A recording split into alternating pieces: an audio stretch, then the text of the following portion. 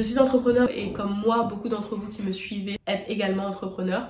Et en tant que chef d'entreprise, très souvent, et je pense que c'est sûr, dans la vie de notre entreprise, on va devoir gérer des crises.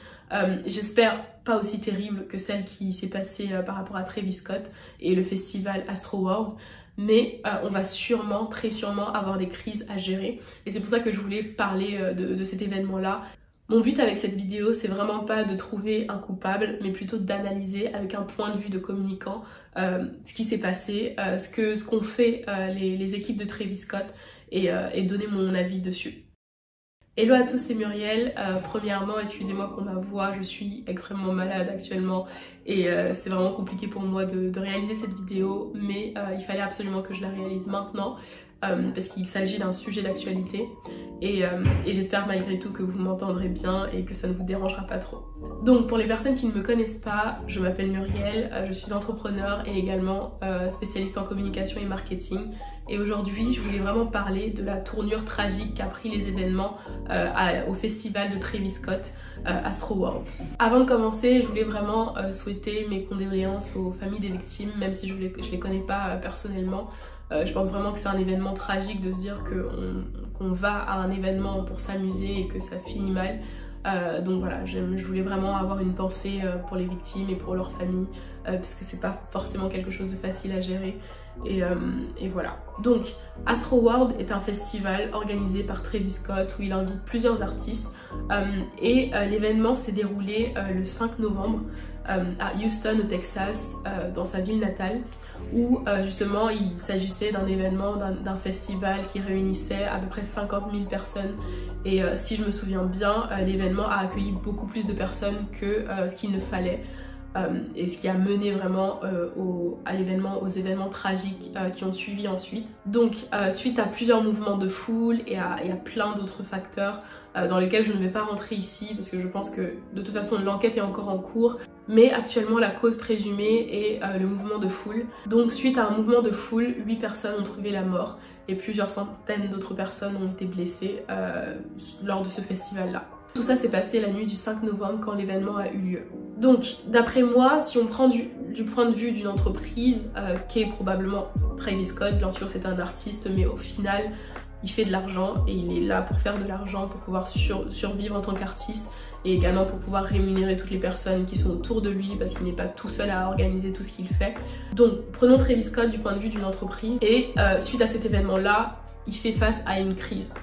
Pourquoi est-ce qu'il fait face à une crise? Une crise est caractérisée par trois caractéristiques un petit peu.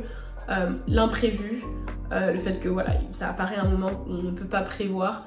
Le caractère soudain également, le fait que voilà, pareil, c'est un peu similaire à imprévu, sauf que c'est vraiment beaucoup plus dans le moment. Et également le fait qu'il peut avoir un impact négatif sur l'entreprise.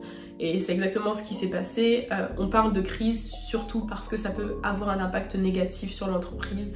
Sinon, je pense que la plupart des entreprises ne se gêneraient pas à prendre soin d'une crise, à trouver des solutions pour essayer d'éviter la crise ou d'essayer de réparer les crises comme l'ont fait les équipes de Travis Scott.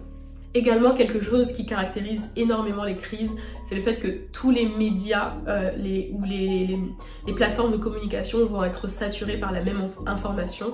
Et ça a été le cas avec l'événement de Travis Scott. C'est comme ça tout simplement que je l'ai découvert et que je pense que la plupart des personnes l'ont découvert également. Sur Twitter, ça fait des jours que Travis Scott est en trending topic et également les journaux en parlent, les médias en ligne la plupart du temps, quasiment tous les journaux en parlent, tout le monde en parle, c'est en trending sur les réseaux sociaux, donc vraiment il y a ce côté saturation des médias et des plateformes de communication qui fait que bah voilà, en fait ta crise est au centre de l'attention. Donc maintenant on va parler de ce que l'équipe de Travis Scott a fait par rapport à cette crise là. Aujourd'hui on est le 9 novembre, donc je parle vraiment par rapport à ce qui s'est passé depuis le 5 novembre jusqu'au 9 novembre. potentiellement après cette vidéo il se passera d'autres choses, mais là je voulais vraiment analyser ce qui s'est fait dans l'immédiat. Donc l'une des choses que Travis Scott et son équipe ont fait suite à cet événement de crise, c'est de poster un message sur Twitter, un message avec en fond noir écrit en blanc. Dans le premier paragraphe, Travis Scott parle de son ressenti suite à l'événement qui s'est passé et ensuite il donne son soutien aux victimes. Dans le second paragraphe, il parle de ce qui a été mis en place et qui est actuellement mis en place pour gérer cette situation-là. Et dans le troisième paragraphe, il reparle encore de ce qui a été mis en place par rapport à cette situation et parle particulièrement de son apport suite à cette crise. De mon point de vue, ce message reste super neutre, très peu personnel et je pense que beaucoup de personnes ont eu l'impression également que c'était pas forcément lui qui avait écrit ça et que c'était vraiment un message assez robotique, assez neutre, probablement écrit par son équipe de communication. Donc voilà. Également sur Instagram, il a publié du contenu, il a publié une story, enfin plusieurs stories dans lesquelles il parlait justement de son ressenti par rapport aux événements qui se sont passés. I just want to send out prayers to the ones that was lost last night. We're actually working right now to identify the families so we can help assist them through this tough time. De manière très dramatique, on voit que ça a été un peu mis en scène parce que la story est bien sûr en noir et blanc pour montrer que voilà, je suis triste et pour vraiment apporter un côté vraiment, on n'est pas dans un moment enjoué. Et également sa gestuelle, essayer de montrer qu'il était touché par ce qui s'était passé. Mais c'est vrai que beaucoup de personnes l'ont ressenti comme de façon assez détachée. J'avais moi aussi l'impression qu'il essayait de jouer à la personne triste plutôt qu'il était vraiment triste. Du coup, en général, quand on a une crise, comment l'aborder? Moi, de ce que j'avais vu, il y a à peu près 8 étapes qui vous permettent d'aborder du mieux que possible une crise qui s'attaque à votre entreprise. Alors, la première étape, c'est en premier comprendre la crise. D'où est-ce qu'elle provient, quel type de crise c'est, parce qu'en fonction de ça, vous saurez quel type de moyens mettre en place pour gérer la crise. Ensuite, si vous êtes une grande équipe, ou si vous êtes une grande équipe, il faut activer une cellule de crise, ça veut dire que ça va être quelques personnes importantes de l'entreprise ou expérimentées de l'entreprise pour discuter de tout ça, essayer de voir ce que vous pouvez faire. Bien sûr, si vous êtes entrepreneur comme moi et que vous êtes seul, ça va être entre vous et vous-même, ou également vous pouvez en parler à des proches ou à d'autres entrepreneurs, mais c'est vrai qu'en général, c'est plus quand vous êtes dans une grande entreprise que vous pouvez vraiment activer une cellule de crise. Donc, avec cette cellule de crise-là, vous allez essayer d'évaluer la situation pour essayer de voir, ok, qu'est-ce qu'on va faire, où est-ce qu'on en est que c'est vraiment très grave, ou est-ce que c'est moyen grave, ou est-ce que c'est voilà, vraiment la catastrophe. Vous évaluez tout ça et vous essayez de prévoir ce que vous allez faire. Donc la suite logique en 4, c'est vraiment d'identifier les actions que vous pouvez mettre en place pour gérer cette crise. En 5, il s'agit vraiment de préparer les messages que vous allez transmettre par rapport à cette crise, parce que vraiment tout en communication, c'est vraiment juste essayer de connaître bien votre cible, connaître le contexte de ce vers quoi vous allez aller, de ce sur quoi vous allez traiter, pour ensuite mieux transmettre le message que vous voulez transmettre pour impacter la personne de la bonne manière en fonction des objectifs que vous avez. Et en 6, logiquement, de les communiquer avec des médias. Si vous avez des contacts avec les médias, tant mieux, mais en général, si vous avez vraiment une vraie crise qui s'attaque à votre entreprise, les médias viendront à vous parce que bien sûr, ils voudront des informations et ils voudront avoir l'exclusivité sur ce qui se passe et sur ce que vous avez à dire. Donc voilà, communiquer ça avec les médias ou sur vos réseaux sociaux en général, c'est vraiment juste diffuser, essayer de diffuser le message que vous avez préparé en avance au maximum de personnes que possible. En 7, il s'agit de communiquer avec les autres publics clés. Les publics clés, c'est vraiment genre, vous avez des consommateurs, parce que premièrement, vous allez communiquer avec les médias pour avoir une couverture globale de votre message, de ce que vous voulez communiquer. Ensuite, il faut également communiquer, par exemple, si ça se passe et que vous avez des clients qui sont touchés, communiquer à vos clients, communiquer potentiellement à vos employés, vraiment à vos partenaires également de travail, donc vraiment à toutes les autres personnes qui seraient touchées, qui ne sont pas des médias, parce que les médias c'est vraiment la priorité pour essayer de transmettre rapidement un bon message, et ensuite communiquer également en interne ou en externe, et vraiment à tous les autres publics public qui seront touchés par la crise par laquelle vous passez. Ensuite, une fois que tout ça est fait, vous devez réévaluer la situation et voir, ok, quel a été l'impact de ce que j'ai fait en premier, est-ce qu'il faut que je fasse autre chose, ou est-ce que là c'est bon, vraiment réévaluer. Et vraiment en communication de crise, je sais qu'il n'y a pas vraiment forcément d'arrêt, à part au moment où vraiment on voit qu'il n'y a plus trop d'impact négatif sur l'entreprise. Et je sais que c'est quelque chose qu'il faut vraiment continuer à faire, vraiment continuer à évaluer la situation sur le long terme.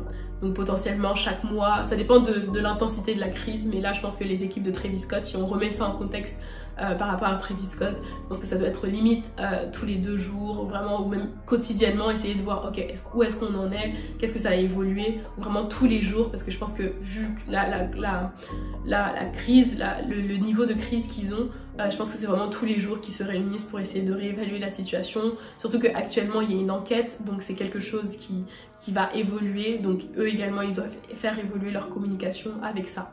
Donc voilà, une fois que vous avez mis en place cette structure, cette stratégie, ces étapes un petit peu pour gérer votre crise, passons un petit peu plus à la partie stratégie communication.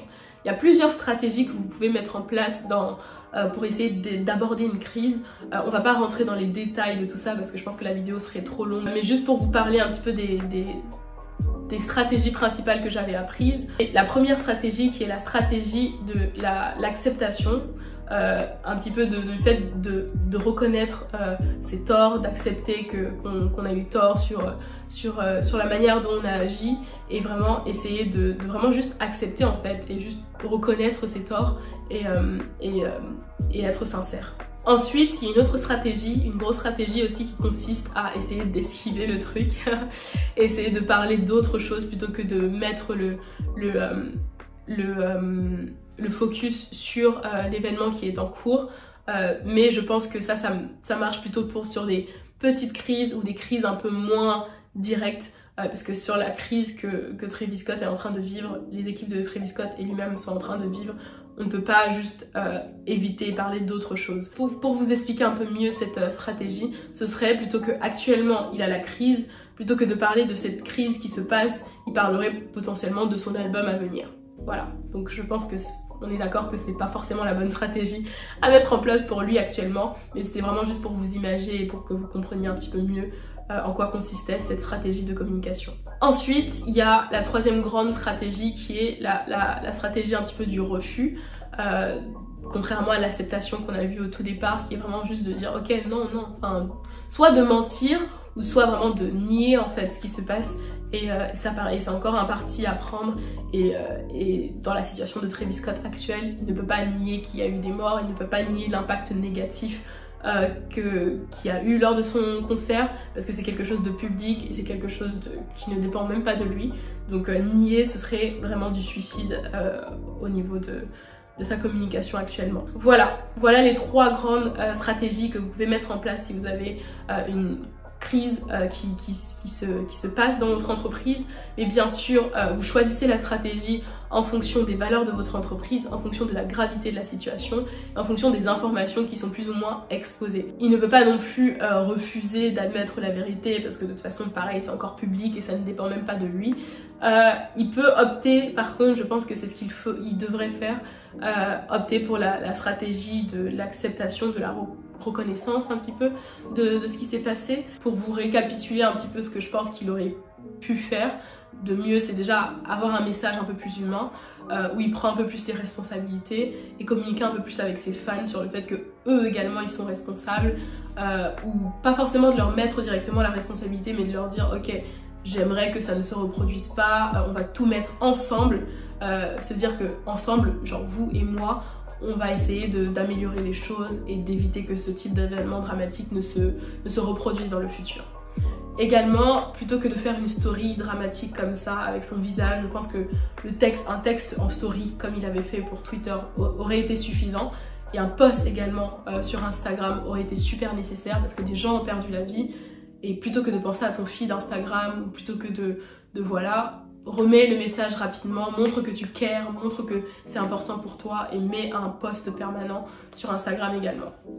Et ce qui n'est toujours pas le cas, qui n'a toujours pas fait pour l'instant. Donc pour parler un petit peu de l'impact que je pense que cet événement aura sur la carrière de Travis Scott, je pense pas que ça aura un gros impact parce que vu le type de personne qui suit Travis Scott, ils aiment ce côté où il y a un petit peu le goût du danger qu'a Travis Scott, que leur partage Travis Scott.